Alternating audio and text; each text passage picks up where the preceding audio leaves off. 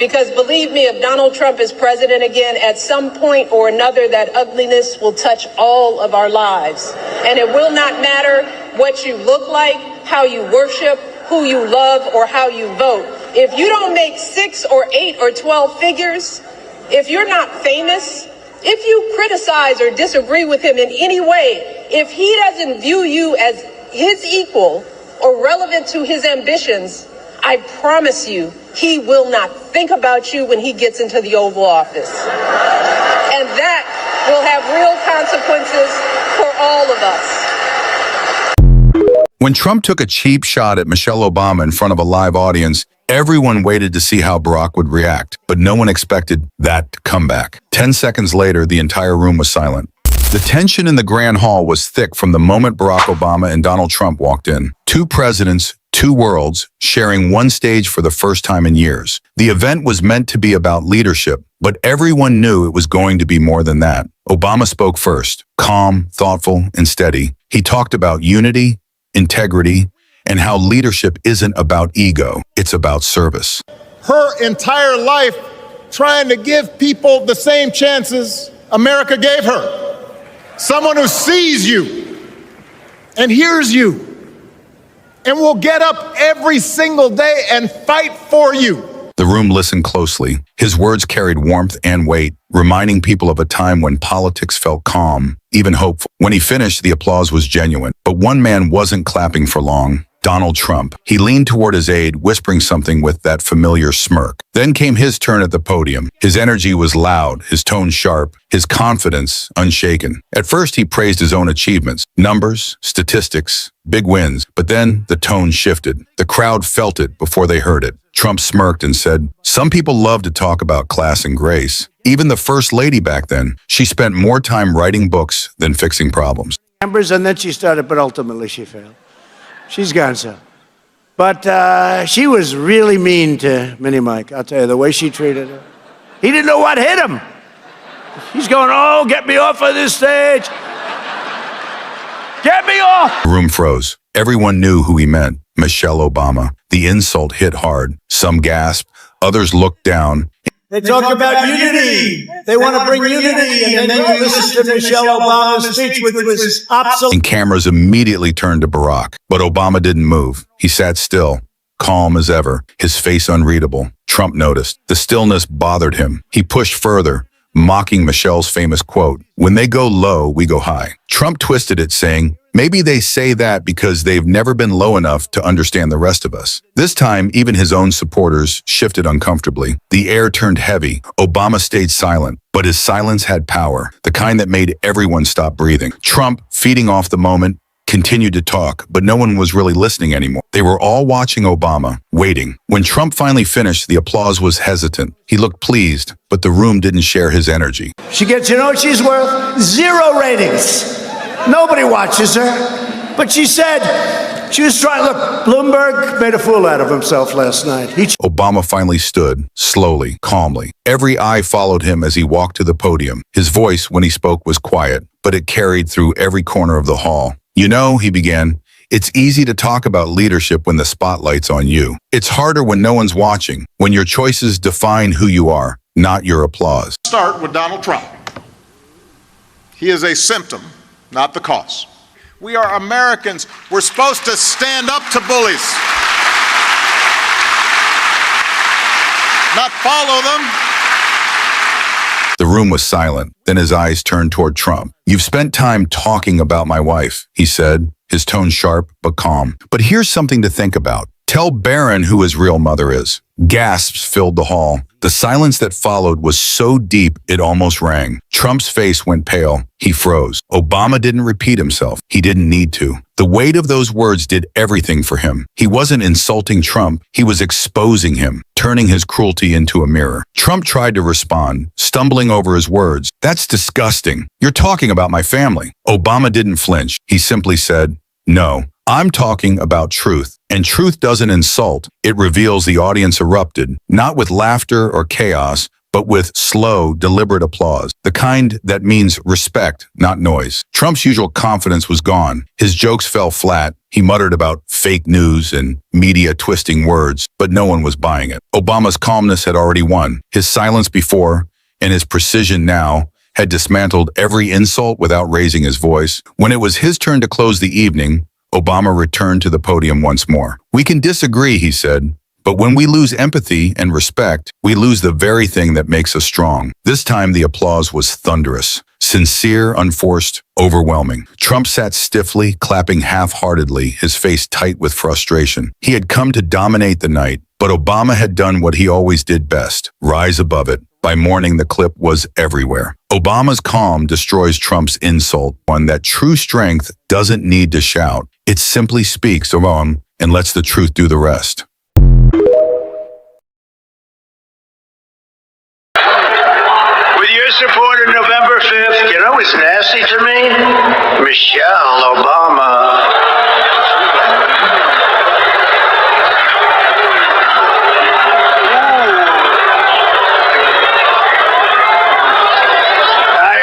Tried to be so nice and respectful. Oh, she opened up a little bit of a box. She opened up a little bit of something. Oh, she was nasty. Ooh. Shouldn't be that way. That was a big mistake that she made.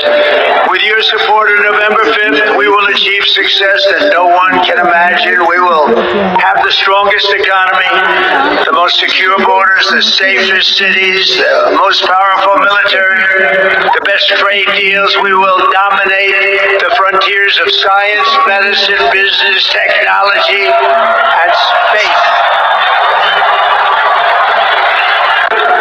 With your support on November 5th, you know what's nasty to me? Michelle Obama.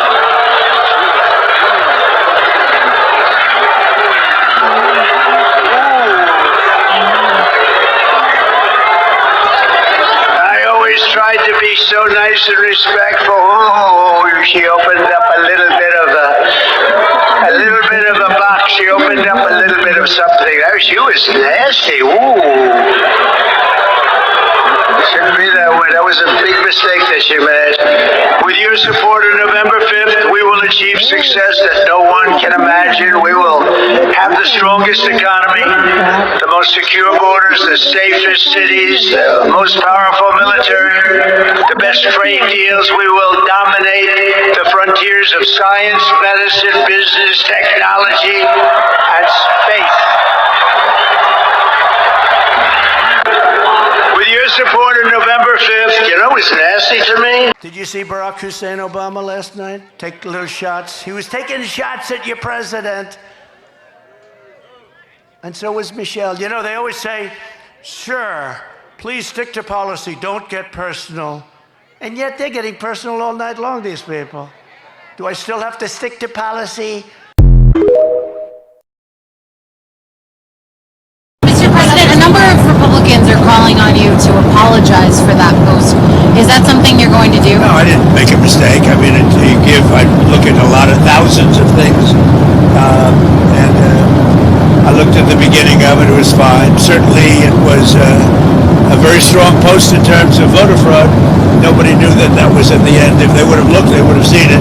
And probably they would have had the sense to take it down. There is absolutely no evidence that this man thinks about anybody but himself. I've said it before. Donald Trump is a 78-year-old billionaire who hasn't stopped whining about his problems since he came down that golden escalator 9 years ago. Donald Trump thought the insult would pass like every other careless line. He was on live television, smiling under soft studio lights, talking with the confidence of a man who believed every room would eventually bend toward his voice. Then Michelle Obama's name came up, and instead of offering a policy disagreement or a respectful answer, Trump reached for a personal insult. He called her nasty, dismissed her dignity, and acted as if one cheap word could shrink years of public service. The room tightened immediately. By the time the clip reached Barack Obama, the internet was already burning. Some people were angry, others were exhausted. Michelle Obama had spent years speaking to children, visiting military families, encouraging parents, and representing calm strength in public life. She was not above criticism. No public figure is. But Trump had not criticized an idea. Donald Trump edition, right next to Matthew and Luke. Donald. And I'll give you one guess where those Bibles are made. He's Mr. Tough Guy on China, except when it comes to making a few bucks. You cannot make this stuff up. You really can't. He had tried to stain a person. Obama did not respond with rage. That was what made Trump panic. Obama walked onto the stage that night with the calm of someone who knew anger would only lower the conversation. He let the audience settle, looked into the camera, and said one sentence that changed the whole tone. Donald, when a man insults a woman for standing tall, he is not exposing her weakness. He is revealing his own. The room went silent. That line landed because it did not sound like a husband defending only his wife. It sounded like a leader defending a standard. Obama did not call Trump names. He did not mock his appearance or shout over the moment. He simply held the insult up to the light and asked everyone to look at what it said about the person who used it. Stay with this, because that is where the takedown became brutal. He's complaining 2, 3 in the morning. He's texting. What's he doing? When he's not complaining, he's trying to sell you stuff. Have you noticed that? Who does that? You're running for president and you're hawking merchandise. Gold sneakers, $100,000 watch.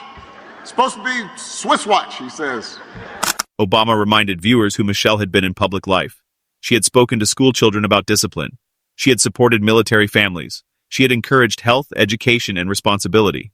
People could disagree with her politics, her speeches, or her priorities, but reducing all of that to one bitter insult was not strength.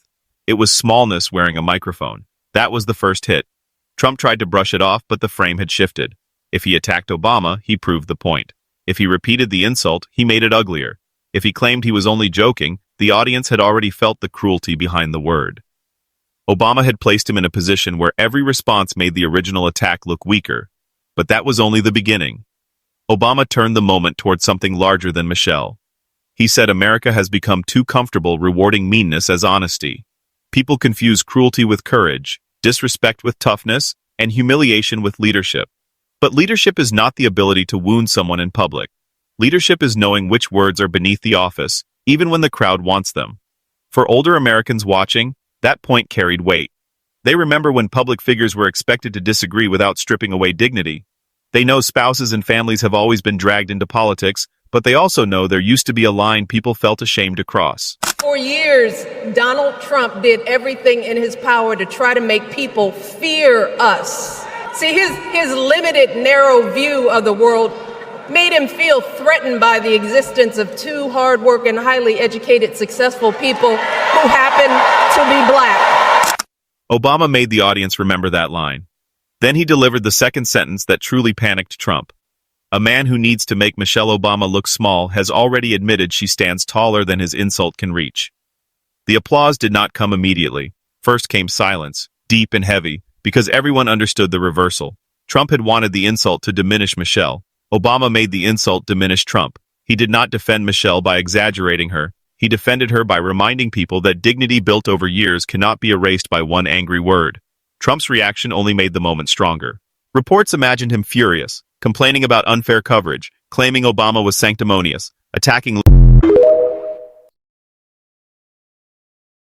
When Donald Trump thought he could insult Michelle Obama in front of millions, he had no idea Barack Obama was standing by, ready to deliver one of the most savage comebacks ever caught on camera. What started as a petty insult turned into a moment that shook every political room in America. It happened during a televised political forum. Trump was on stage talking about so-called American values when the conversation turned toward the Obamas. The moderator asked him a simple question. "Mr. Trump, how do you view the legacy of Michelle Obama as First Lady?" Trump leaned into the microphone, smirking, and said something that left the entire audience gasping. "Well, I think Michelle should have focused more on America instead of lecturing everyone about food. Maybe she should go back to Africa and help them there. I'm sure they'd love her speeches." The room froze. Gasps echoed through the crowd. Even Trump's own supporters shifted uncomfortably in their seats. Reporters couldn't believe what they just heard. Michelle Obama, sitting quietly in the audience beside her husband, just shook her head. calm, composed, but deeply disappointed. Moments later, Barack Obama was invited to respond. He walked up to the stage, took the mic, and turned to Trump with that classic calm, deadly look that every political opponent has learned to fear. You know, Donald, every time you open your mouth, you remind America why decency matters. My wife doesn't need to go back anywhere. She built her life here, earned her degrees here, raised her family here, and gave more to this country than you ever will, even if you live to be 200. But Obama wasn't done. He took a slow step closer, leaned into the microphone, and dropped the line that made headlines worldwide. You tell people to go back where they came from. But the truth is, the only thing that needs to go back is your sense of humanity, because somewhere between your towers and your Twitter feed, you lost it. The audience went wild. Cameras flashed. Even the moderator couldn't hide a grin. Trump just stood there blinking, silent for once. Within hours, the clip exploded online. Hashtags like Obama shuts Trump down and Michelle deserves respect began trending across every platform. Celebrities, journalists, and even former Republicans spoke out, calling Obama's words the perfect moral mic drop. Michelle later spoke briefly about the moment, saying, "You don't answer hate with hate. You answer it by standing tall and letting the truth speak louder than insults." Trump, humiliated, went on his usual rant online, calling Obama arrogant and unfair. But by then, it was too late. For years, Donald Trump did everything in his power to try to make people fear us. See, his limited, narrow view of the world made him feel threatened by the existence of two hardworking, highly educated, successful people who happen to be black.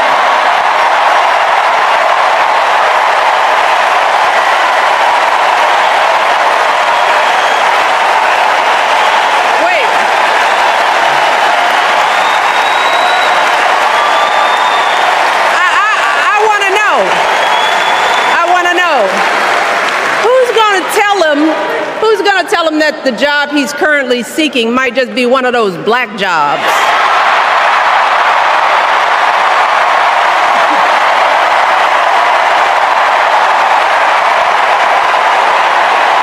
Look, it's his same old con.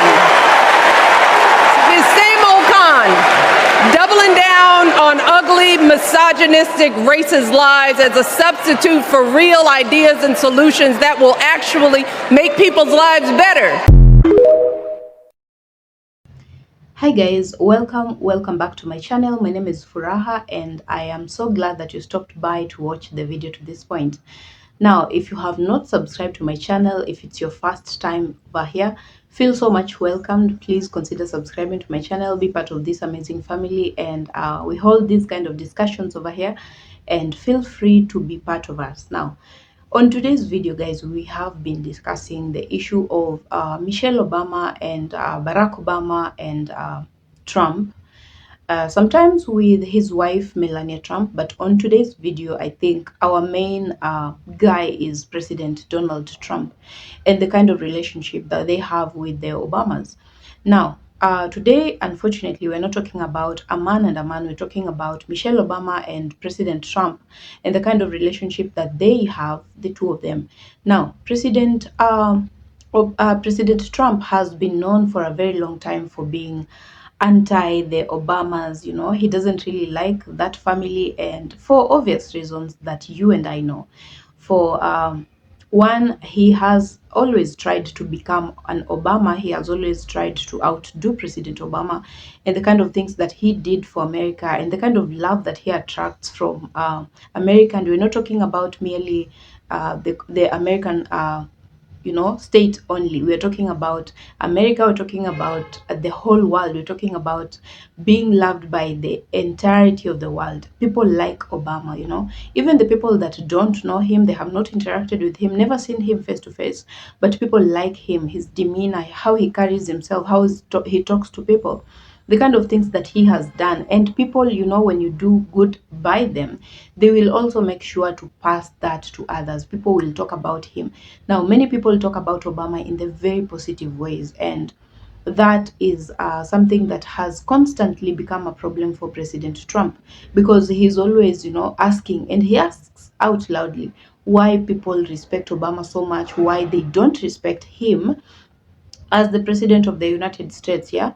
Now, you watched a few days ago where Iran and the government of Iran was talking about they would rather have a conversation or a discussion with former President Obama than have a talk with President Trump. Now, you put yourself in the shoes of President Trump and you do know exactly how it feels. For someone that is not the president, you are the sitting president, but the other people that you are supposed to have a conversation and agree a few things on with, they're talking about they would only be comfortable if they talked to Obama, and they do not give mind to having a talk with you. They do not want to have a discussion with you. Now, that puts President Trump in a very awkward place, because he is the president. He expects that people will respect him the way that they respected Obama. And he's fighting a losing battle every now and then. He has been trying for a very long time to outdo, that is usually his only problem. Now, on today's video, we're talking about President Trump and the fight that they have with Michelle Obama. Now, President Trump has always felt a little bit of inadequate. He has felt as if the Obamas, despite the fact that they're not in ruling position right now, people still look at them and admire them as if they are the presidents of the United States of America. People still give Obama that respect that they gave him that time. People still have that, the way they look at him, the way they listen to him, the way they view him, you just know that these people still have a lot of admiration for him, and that upsets President Trump so much. And the case for Obama as president is still the same case with Michelle Obama. Michelle is one of those women that have been very much respected across the world. She has outdone herself in a number of things. She has taken care of the American women. She has taken care of the American people in general. She has sense. She is a smart woman. She's very intelligent. She has always made sure that she's making sense, when she makes her speeches, when she's talking to people, when she's encouraging women, children, and especially children. She makes sure that she's giving that energy that that is speaking of positivity, speaking of we are able to do this. We are Black people and we have managed to be in the top positions in the world, so to say. And that means a lot for Black kids, for Black people, and for women in general, because they're always thinking, if a woman was able to do this and this, she went to prestigious universities, she is smart, she's intelligent, she has degrees that are adorable, and that is quite something. And if you're talking about President Trump, you cannot even compare her intellectual capabilities with President Trump. And that affects him so much. That enrages him, makes him, feel out of place. And the fact that he's always comparing his wife, Melania Trump, to Michelle. And recently I did a video on him asking why people like Michelle, they liked Michelle's speeches and not his wife's, Melania Trump's, speeches, despite the fact that he had actually, I don't know what they did, but Michelle had a speech before and Melania Trump did the same speech, word for word. If you haven't seen that video, please go back to my channel, find the video where Michelle Obama and Melania Trump, have done a contrast, because Melania actually thinks, and Trump actually thinks, that Melania is better than Michelle, and her speeches, I don't know, yeah, it's his wife, so he's allowed to think however he wants, but he thinks highly of his wife more than he thinks of Michelle Obama. So there was that fight that I did a video about, and it's very interesting to watch. You make a point to go and watch it. Now, On today's video, they are having that fight. Michelle is not a woman that you can step on. Yeah, she's not those women that will be intimidated by a man. She will speak her mind. She will say it as it is. If she doesn't like what you're doing, she's going to point it out to you. She's going to tell you exactly how she feels about it. Now, Michelle has never been in the shadows. She's always speaking her mind, telling it as it is.